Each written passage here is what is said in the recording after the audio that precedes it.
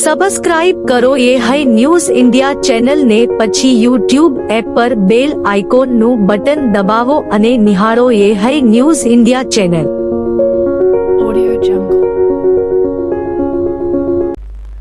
બનાસકાંઠા જિલ્લાના પાલનપુર, દાંતા અને અંબાજીના આદિવાસી સમાજના લોકો દ્વારા આજે જાતિના દાખલામાં પડતી સમસ્યાઓ સામે અવાજ ઉઠાવ્યો છે. પાલનપુરના રામપુરા 4 રસ્તાથી કલેક્ટર કચેરી સુધી રેલી યોજવામાં આવી હતી. રેલીમાં દાંતા વિધાનસભાના ધારાસભ્ય કાંતિ ખરાડી પણ જોડાયા હતા અને સૂત્રોચ્ચાર સાથે આદિવાસી સમાજના હક માટે સમર્થન જાહેર કર્યું હતું. આદિવાસી સમાજના પ્રતિનિધિઓએ કલેક્ટરને આવેદનપત્ર આપીને 1950ના પુરાવાના આધારે જાતિના દાખલા આપવાની શરત રદ કરવાની માંગ કરી હતી. તેમનો દાવો છે કે આ પુરાવા મેળવવા માટે આદિવાસી સમાજ પાસે યોગ્ય દસ્તાવેજો ઉપલબ્ધ નથી, જેને કારણે સમાજના અનેક યુવાનો નોકરી મેળવ્યા પછી પણ જોડાઈ શકતા નથી. આંદોલનકારીઓએ જણાવ્યું કે વર્ષોથી આ મુદ્દે તંત્રને રજૂઆતો કરવામાં આવી છે, છતાં કોઈ ઉકેલ આવ્યો નથી. આજની રેલીમાં 700થી વધુ આદિવાસી નાગરિકોએ ભાગ લીધો હતો અને કલેક્ટર કચેરી ખાતે ધરણા કરી નારાબાજી પણ કરી હતી. ધારાસભ્ય કાંતિ ખરાડીએ ચીમકી ઉચ્ચારી છે કે જો 9 ઓગસ્ટ વિશ્વ આદિવાસી દિવસ પહેલા તંત્ર દ્વારા યોગ્ય ઉકેલ આપવામાં નહીં આવે તો બનાસકાંઠા જિલ્લામાં આ દિવસની ઉજવણી થવા નહીં દેવામાં આવે. સાહેબ, જે આદિજાતિના દાખલાઓ માટે મુશ્કેલીઓ પડે છે, 1949ના પુરાવા માંગાય છે, જેને આજે રેલી યોજી છે, રજૂઆત કરી છે, શું જવાબ? આજે સમગ્ર બનાસકાંઠા જિલ્લાના જે છૂટાછવાયા અને છેવાડા ગામડામાંથી રહેતો જે આદિવાસી છે, એ આદિવાસીને એટલા હદે મુશ્કેલી હતી. 4 થી 6 મહિનાથી દાખલાઓ દરેકે અમીરગઢ હોય કે દોતા હોય કે થરાદ હોય કે પાલનપુર હોય કે દિયોદર કે ધોનેરા હોય, જે આદિવાસીઓના આદિજાતિના જે દાખલાઓ છે સરકારે બંધ કરવામાં આવ્યા. જે તે મામલતદાર કચેરીની અંદર થોકડાઓને થોકડા પડ્યા છે.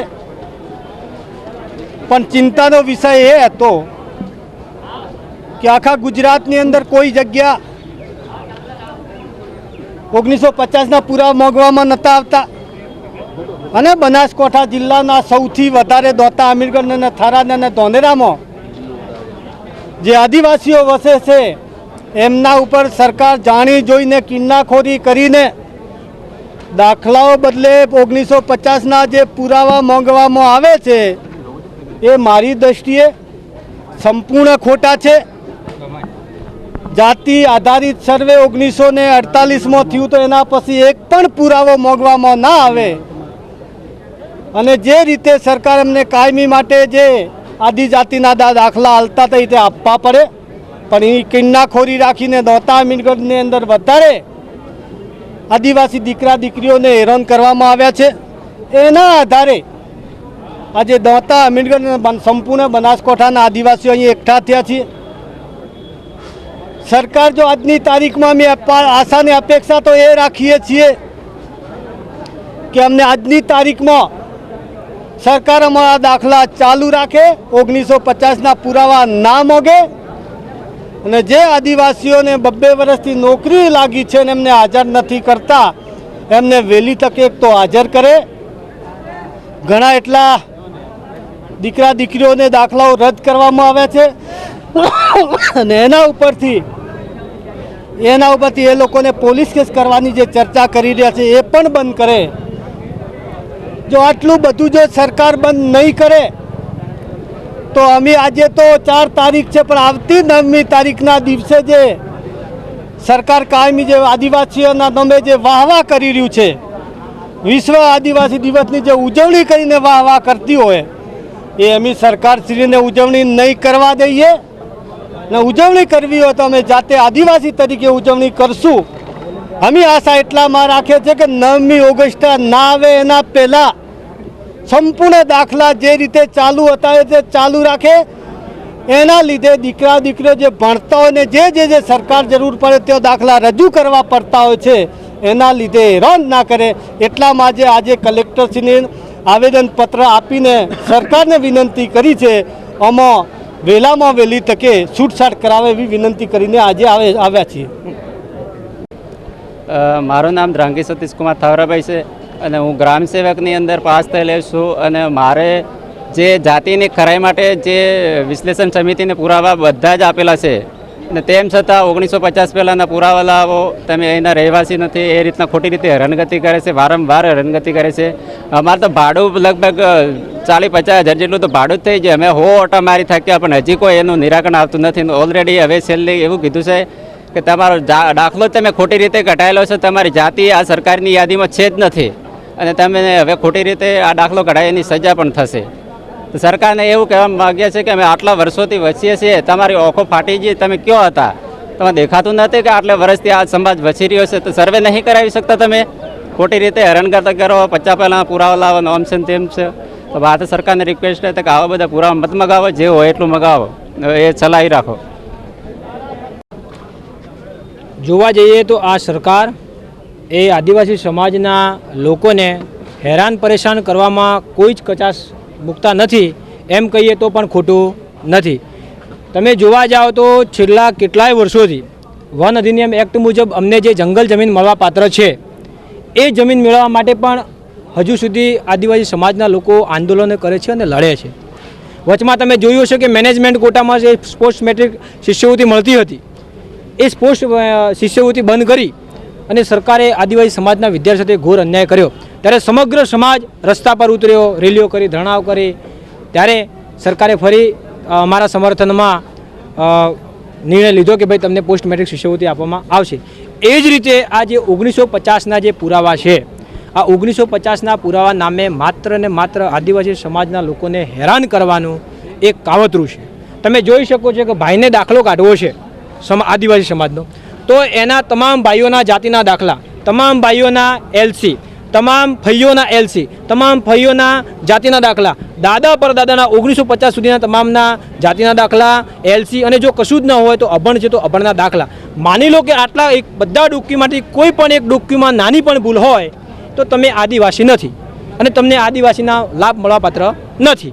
એ જ રીતે અત્યારે જે અમારા યુવાનો નોકરી લાગ્યા છે, પરસેવો પાડીને લાગ્યા છે, રાત દિવસ ઉજાગરા કરીને લાગ્યા છે, એમને પણ નાની મોટી કોઈ ડોક્યુમેન્ટમાં ભૂલ આવી, 1950 સુધીના પુરાવા માંગ્યા અને નાની મોટી કોઈ ભૂલ આવી તો તેમને નોકરી મળતી નથી. એટલે કહેવાનો મતલબ, ગુજરાતની સ્થાપના 1960માં થઈ અને આપણા દેશને આઝાદી 1947માં મળી, તો 1950ના પહેલાં પુરાવા અમારી જોડે શા માટે માંગવાના? અને જ્યારે પણ કંઈ પણ વસ્તુ આપવાની થાય ત્યારે માત્ર એક જ સમાજને ટાર્ગેટ કરીને હેરાન પરેશાન કેમ કરવાના? અમને એવું લાગી રહ્યું છે કે આ સરકાર આદિવાસી સમાજનો યુવાન સાહેબ ન બને, આદિવાસી સમાજની દીકરી કોઈ કલેક્ટર ન બને, પણ એ માત્ર ને માત્ર ખેત મજૂર બની ખેતરમાં કામ કરે, ફેક્ટરીમાં કામ કરે, રોડ રસ્તા પર કામ કરે, ભાગ્ય તરીકે કામ કરે, કૂવા પર રહીને કામ કરે, એ માત્ર ને માત્ર સેવક બનીને જ કામ કરવું જોઈએ, સાહેબ બનવું જોઈએ નહીં. એ આ સરકારની મનસા હોય એવું અમને લાગી રહ્યું છે. જે પણ અમારી રજૂઆત છે, આ બધા આગેવાનો શ્રી દ્વારા રજૂઆતો મૂકી છે. આવનારા સમયમાં એ જોવાનું રહેશે કે અમારી આ રજૂઆતને ધ્યાને લઈ અને યોગ્ય નિરાકરણ કરવામાં આવે છે કે કેમ. નહીં તો આવનારી 9મી ઓગસ્ટે અમારું આયોજન તો એવું પણ છે કે સમગ્ર બનાસકાંઠાના જેટલા પણ હાઈવે છે એ હાઈવે પર અમે ચક્કાજામ કરશું. જ્યાં સુધી અમને રિઝલ્ટ નહીં મળે ત્યાં સુધી મોદી જનતા સાથે અમે જાહેર આંદોલન કરીશું. બનાસકાંઠા જિલ્લાના થરાદના નવા રામજી મંદિર ખાતે શ્રીરામ સેવા સમિતિના આયોજન હેઠળ શ્રીમદ ભગવત કથા ચાલી રહી છે. સિદ્ધરાજ શાસ્ત્રી દ્વારા શાસ્ત્રીય રીતે કથાનું રસપાન કરવામાં આવી રહ્યું છે. કથાના 11મા દિવસે શિવ પાર્વતીના વિવાહ પ્રસંગ નિમિત્તે વિશેષ કાર્યક્રમ યોજાયો હતો. આ પ્રસંગે મોટી સંખ્યામાં ભક્તજનો, ખાસ કરીને મહિલાઓ ઉમટીને ઉપસ્થિતિ નોંધાવી હતી. શિવ વિવાહના દ્રશ્યોને જીવંત બનાવવા માટે ભક્તોએ ભક્તિભાવપૂર્વક વિવિધ ચડાવોની સરવાણી પણ કરી હતી. કુલ મળીને લગભગ 60,000ના ચડાવા બોલાયા હતા, જે ભક્તોની શ્રદ્ધા અને સમર્પણ દર્શાવે છે.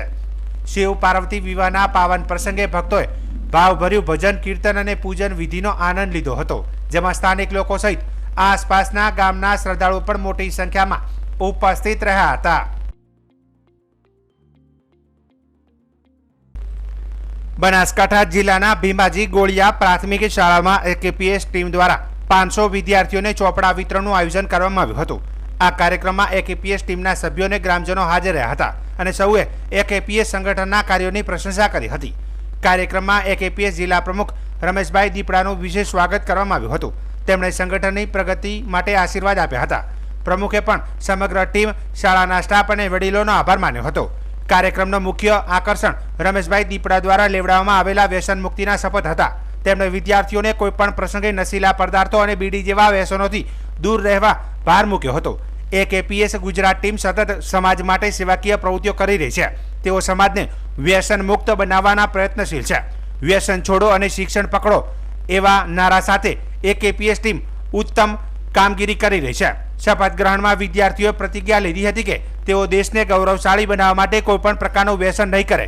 તેમણે પોતાના ઘરમાં, સમાજમાં કે જન સમુદાયમાં આયોજિત સામાજિક કાર્યક્રમોમાં વ્યસન મુક્તિનો સંદેશ ફેલાવવાની પ્રતિજ્ઞા લીધી હતી. વિદ્યાર્થીઓએ અફીણ, ડોડા, બીડી, સિગારેટ જેવા નશીલા પદાર્થોનો ઉપયોગ ન કરવાનો અને પોતાના પરિવાર તથા સગા સંબંધીઓ સાથે મળીને વ્યસનને જડમૂળથી દૂર કરવાનો સંકલ્પ લીધો હતો.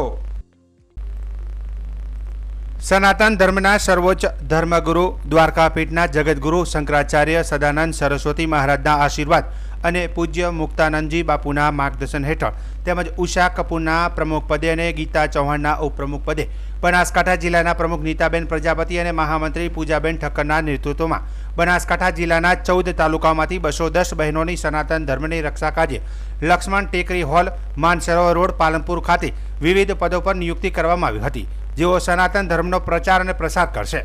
સનાતન ધર્મના તહેવારો વ્યવસ્થિત રીતે ઉજવશે અને તેમાં જોડાશે. શાસ્ત્રોનું વાંચન થતું હશે, તેમાં પણ વ્યવસ્થા સંભાળશે. સમાજની જરૂરિયાત ઊભી થશે ત્યારે આરોગ્ય અને શિક્ષણનું પણ કામ કરશે. નારી સશક્તિકરણનું પણ કામ કરશે. મંદિરોની સ્વચ્છતા રાખશે. સમાજની જરૂરિયાત ઊભી થાય ત્યારે દરેક પ્રકારે મદદ કરશે. આ ભક્તિસભર કાર્યક્રમમાં પરમ પૂજ્ય મહંત શ્રી રાઘવદાસજી મહારાજ, રામજી મંદિર પાલનપુર, પરમ પૂજ્ય મહંત મહામંડલેશ્વર રામેશ્વરાનંદગીરી ગુરુ કલ્યાણાનંદગીરીજી મહારાજ, શ્રી વિજય હનુમાન મંદિર સંન્યાસ આશ્રમ પાલનપુર, પરમ પૂજ્ય મહંત મહામંડલેશ્વર સ્વામી રવિ શરણાનંદગીરી મહારાજ, કામધેનુ ગૌસેવા ટ્રસ્ટ લાલાવાડા, શ્રી પંચ દશનામ જૂના અખાડા હરિદ્વાર, પરમ પૂજ્ય મુખી મહારાજ, સવારામ ભગત દેવસ્થાન પીપળીધામ, પરમ પૂજ્ય મહંત શ્રી યતિવર્ત વિજય સોમજી મહારાજ સાહેબ, ગાદીપતિ મણિભદ્રવીર મહારાજ મંદિર મગરવાડા, પરમ પૂજ્ય મહંત સીતારામગીરી મહારાજ વાદીલા કાળા હનુમાન મંદિર પાલનપુર, પરમ પૂજ્ય મહંત શ્રી મહાંડલેશ્વર ઘેવરદાસજી મહારાજ 11મુખી હનુમાન મંદિર થરાદ, રેખાબેન ખાણેચા પૂર્વ ધારાસભ્ય પાલનપુર ભાજપ સહિત નામી અનામી આગેવાનો અને મોટી સંખ્યામાં બહેનો ઉપસ્થિત રહ્યા હતા. રામ, જય જલારામ, જય ગૌ માતા. આજે બનાસકાંઠાના પાલનપુર ગામે અમારે સનાતન સેવા ધર્મ સંસ્થાન ટ્રસ્ટ દ્વારા જે આજે અમારે ગીતાબેન પ્રમુખ અને પૂજાબેન ઠક્કર, હું મહામંત્રી તરીકે અમારી નિયુક્તિ જે કરવામાં આવી છે તે બદલ મારા બંને ગુરુજીઓનો અને ઉષાબેન કપૂર અને ગીતાબેન મહામંત્રીનો પણ ખૂબ ખૂબ દિલથી આભાર માનું છું. અને આજે હું એક એવો સંદેશ દેવા માગું છું મારી બહેનોને અને ભાઈઓને કે સનાતન ધર્મને એટલો જાગૃત કરવાનો છે આપણે બધાને સાથે મળી. તો જે અમે તમને આજે બનાસકાંઠામાં 210 બહેનોની વરણી કરી છે તેમને સાથે લઈ અને હું કહું છું કે તમે બધા જાગૃત થજો અને તમારી આજુબાજુની ધર્મપ્રેમી જનતાને પણ ખૂબ જાગૃત કરવાની છે. અને તે બાબતે અમારી અને નીતાબેનની કોઈ પણ આ બનાસકાંઠામાં જરૂર પડે તો અમે તમારી સાથે આવી અને કોઈ પણ કામમાં મદદ કરીશું. અમને તમે એક ફોન કરજો, તમારી જોડે સાથે જોડાશું. અને કદાચ એથી વધારે પણ આપણે ઉષાબેન અને ગીતાબેનની જરૂર પડે તો તેમને પણ આપણે અહીંયા બોલાવશું અને ગુરુજીઓ સાથે તાલુકામાં આપણે એમનો પણ આવો પ્રોગ્રામ લેશું. તે બદલ અને આજે હું ડીસા ખાતે મેં હરેક મહિનાના બીજા અને ચોથા રવિવારે આ સનાતન ધર્મમાં મને જ્યારથી જોડવામાં આવી છે ત્યારથી મેં એક એવો સંદેશ લોકો સુધી પહોંચે એવો મેં એક બીજા અને ચોથા રવિવારે ભજન સત્સંગનો કાર્યક્રમ ચાલુ કર્યો છે અમારી યશોદા મંડળ દ્વારા. અને બીજું કે 7 વર્ષથી અમારે ડીસામાં જલારામ મંદિરમાં જલારામ ગૌ સત્સંગ મંડળ દ્વારા અમારું જે ભજનનું આયોજન થાય છે તેમાં અમારા ભગવાનભાઈ બંધુ સંચાલન કરે છે અને અમારા આનંદભાઈ લાઈવ પ્રસારણ કરે છે. તે બદલ એમનો પણ હું ખૂબ ખૂબ દિલથી આભાર માનું છું.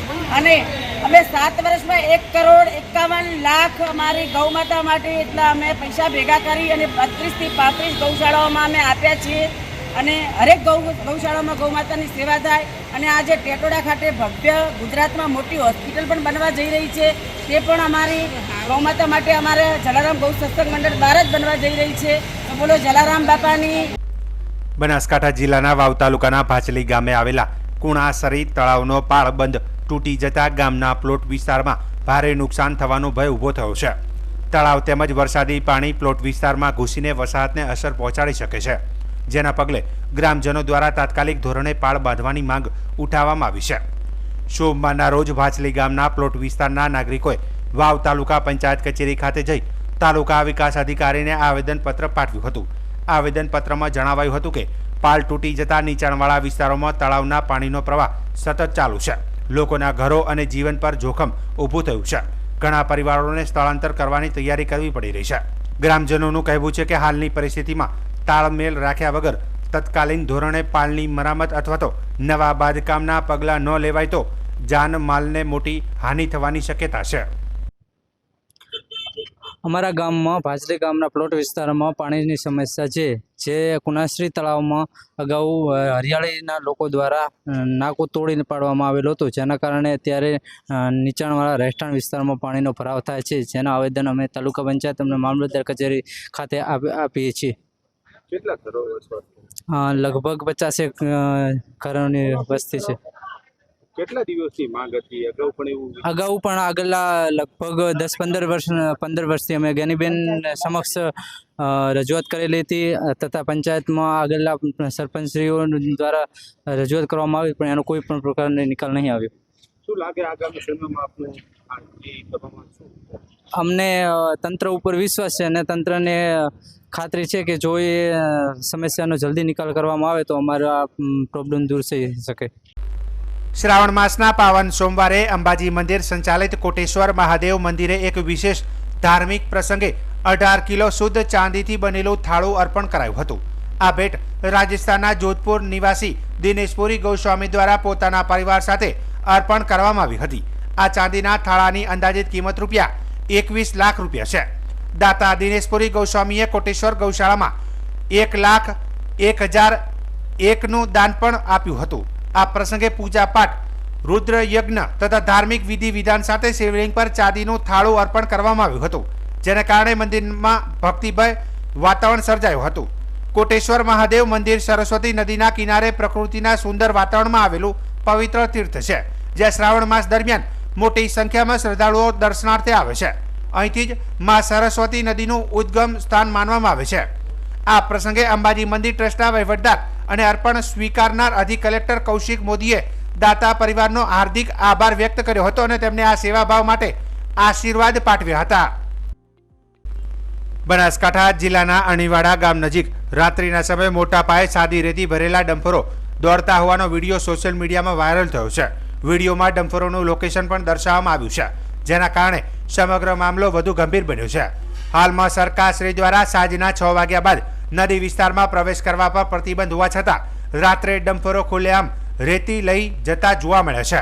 સ્થાનિક રહીશોનો પ્રશ્ન છે કે આવો ખુલ્લેઆમ રેતી ચોરીનો કારોબાર કોની મહેરબાનીથી ચાલી રહ્યો છે અને કોણ કરે છે સાચી તપાસ. વિડીયો વાયરલ થયા બાદ અરણીવાડા સહિત આખા વિસ્તારમાં ભૂમાફિયાઓ દ્વારા રેતી ચોરી સામે પ્રશ્નો ઉઠી રહ્યા છે. લોકોના જણાવ્યા મુજબ થોડા સમય પહેલા પણ ખારિયા ગામના લોકો દ્વારા રાત્રે ડઝન જેટલા ડમ્પરો રોકવામાં આવ્યા હતા અને તાત્કાલિક અધિકારીઓને જાણ કરવામાં આવી હતી. તેમ છતાં કોઈ પણ અધિકારી ઘટના સ્થળે પધાર્યા નહોતા. લોકોમાં એવી પણ ચર્ચા છે કે કરોડો રૂપિયાની રેતી ચોરી પાછળ મોટા ભ્રષ્ટાચાર અને હપ્તાના સંકેત છુપાયેલા છે. લોકોના પ્રશ્ન છે કે એડમિનિસ્ટ્રેશન અને પોલીસ રાત્રે ચાલતા આવા ડમ્પરોને કેમ નજરઅંદાજ કરે છે અને કેટલા સમયથી અને કોણે આ લીઝ મેળવી છે કે જેના આધારે રેતી ભરાઈ રહી છે. આટલી મોટી રેતી ચોરીની પ્રવૃત્તિ સામે તાત્કાલિક ઉચ્ચ સ્તરે તપાસ થવી જરૂરી છે તેવી લોકોમાં માંગ ઉઠી રહી છે.